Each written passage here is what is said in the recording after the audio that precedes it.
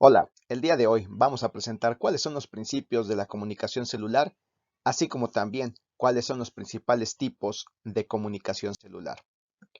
Hay casos en los que se pierde la integridad de los tejidos y por lo mismo también se pierde la continuidad de los mismos.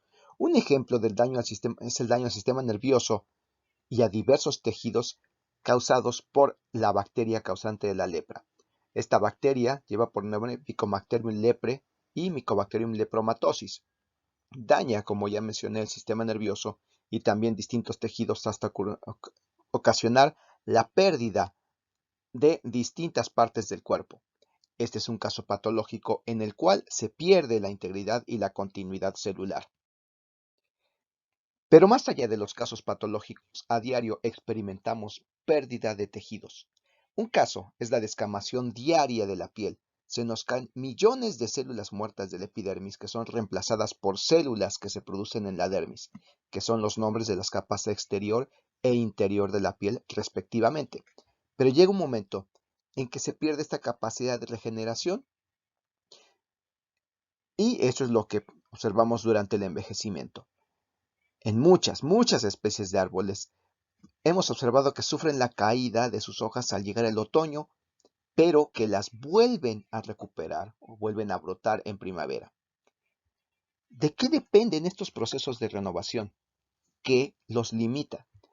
Esto es algo que vamos a encontrar que se basa en mecanismos universales que se pueden presentar en animales o en plantas o en otros organismos.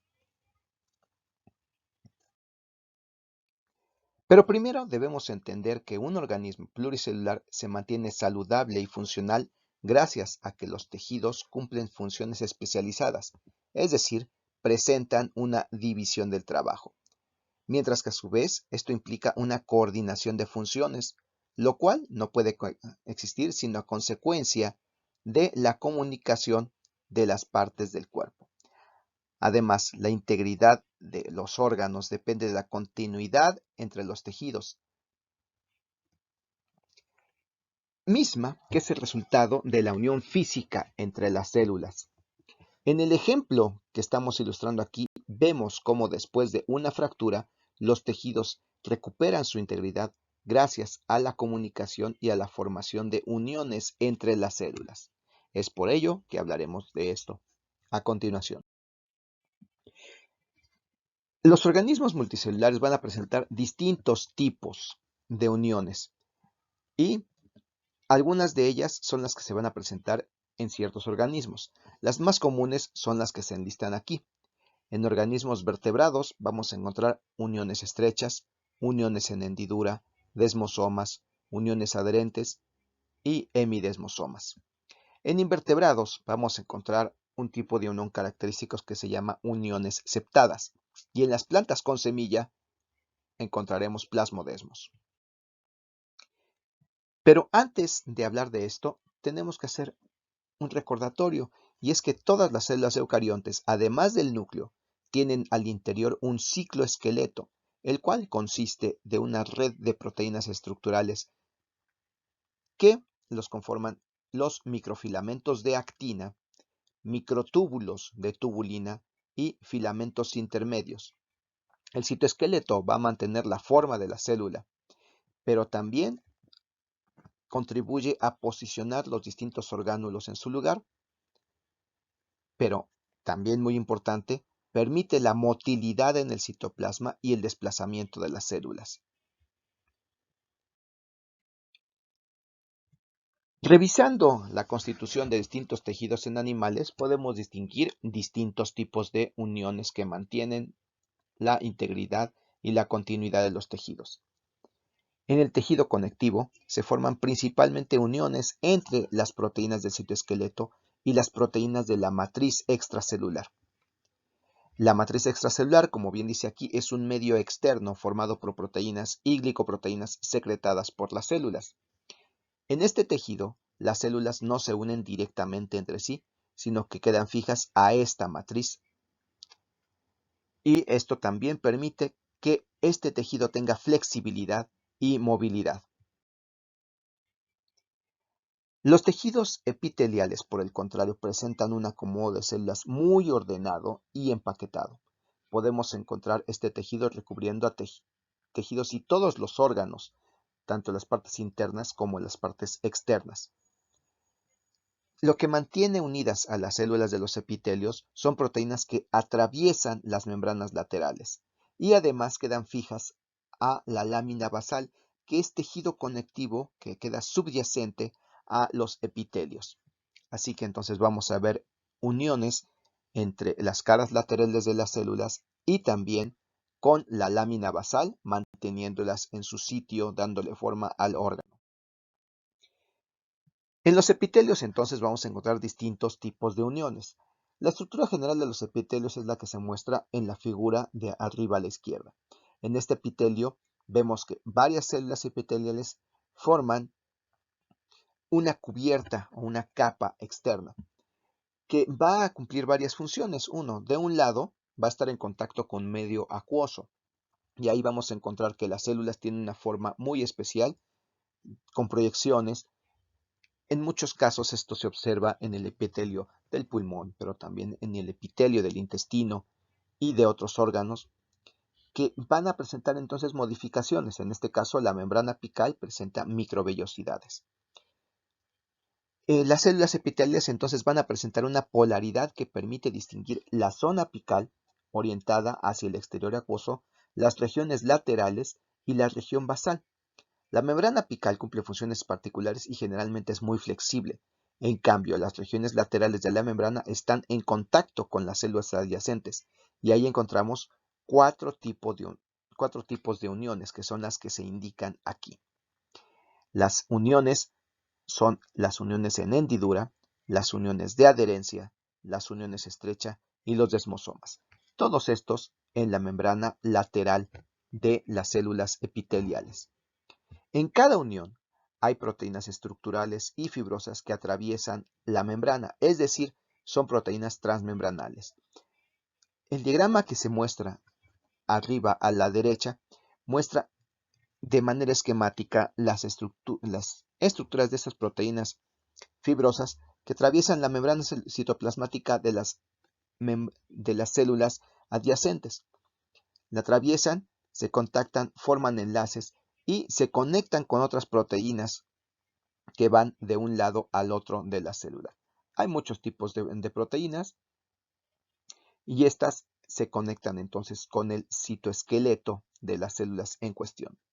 Vemos que las uniones estrechas se localizan cerca de el polo apical de la célula epitelial, mientras que las otras uniones se distribuyen más hacia los lados y hacia la parte basal. En especial, las uniones en hendidura se ubican más cercanas a la membrana basal que las otras tipos de uniones. Las uniones adherentes y los desmosomas anclan una célula a otra, mientras que las uniones en hendidura o tipo gap comunican a las células para permitir el flujo de moléculas. En la región basal, las células epiteliales se unen a la matriz extracelular de la lámina basal por medio de hemidesmosomas. En cada tipo de unión, entonces vamos a ver que participan distintas proteínas, pero principalmente podemos identificar familias específicas de proteínas. Por ejemplo, las uniones laterales dependen principalmente de caderinas, que existen de varios tipos, mientras que las uniones basales dependen de integrinas.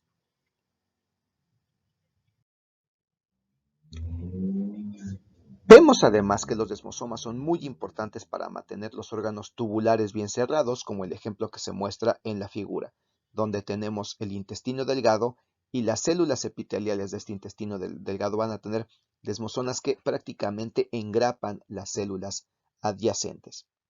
Pero además, esto no les resta flexibilidad, mientras que las uniones estrechas resultan ser mucho más importantes para evitar fugas en órganos que almacenan líquidos, como es el caso de la vejiga urinaria. Estas van a mantener muy junto las membranas de las células adyacentes, creando un revestimiento por donde ya no puede salir el líquido, manteniendo la continuidad de los órganos. Las uniones en hendidura de los tejidos animales son funcionalmente similares a los plasmodesmos de las plantas, pues en ambos casos son uniones por donde transitan sustancias entre las células.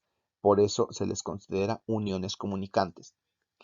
En el ejemplo que se muestra en la figura, en el hígado, las células hepáticas van a estar comunicadas y van a intercambiar estos materiales, lo cual hace muy eficiente las funciones del hígado, que son muchas, entre ellas el procesamiento de carbohidratos y de lípidos.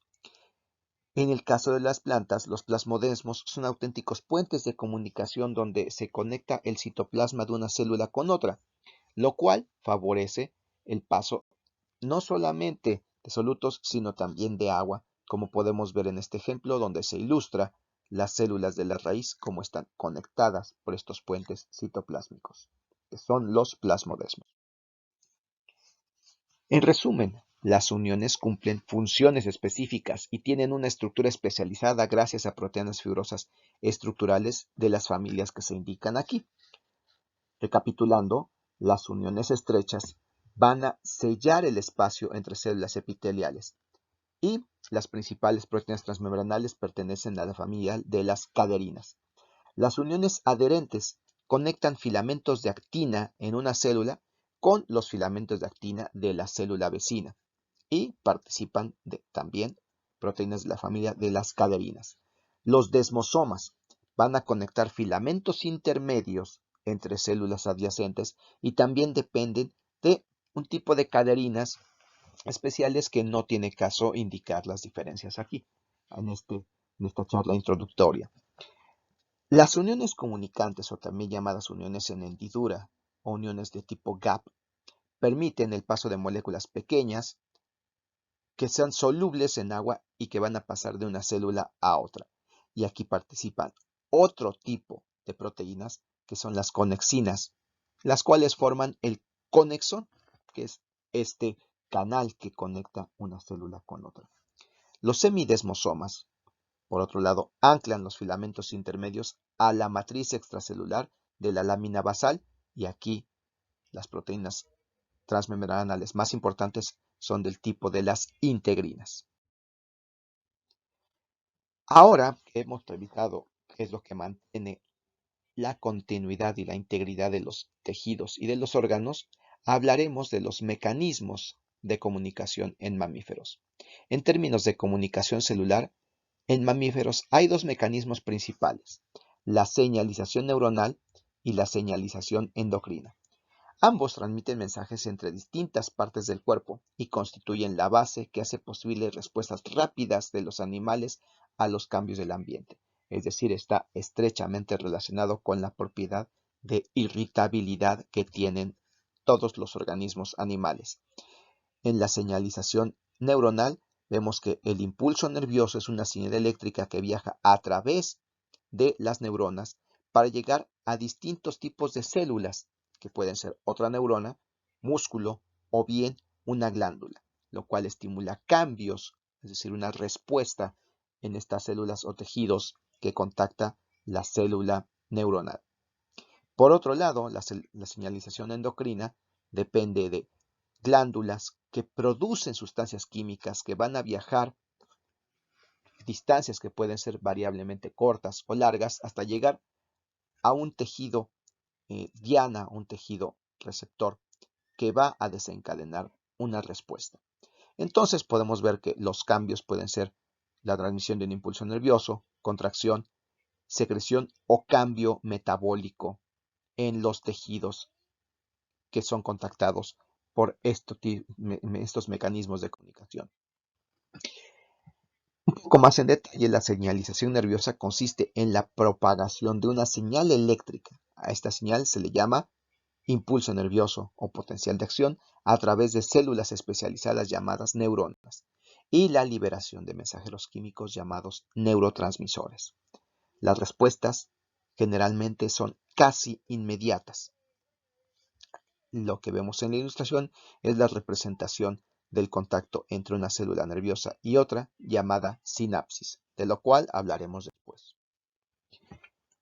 La señalización hormonal o endocrina, las glándulas, que son órganos especializados en producir mensajeros químicos liberan una hormona, que es el mensajero que actúa sobre otro órgano llamado órgano tejido o también llamado órgano blanco.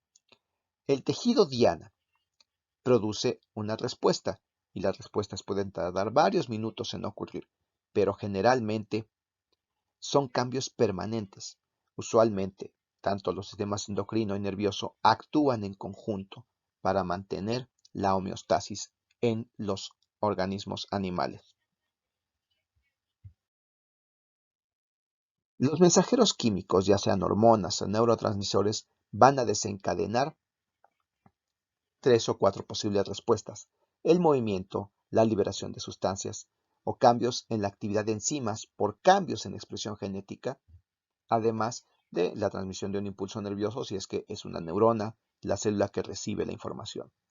Las hormonas pueden ser muy diversas químicamente y algunas atraviesan la membrana celular, mientras que otras se unen a proteínas receptoras en la membrana para comunicar su mensaje a través de otras sustancias químicas que actúan como segundos mensajeros.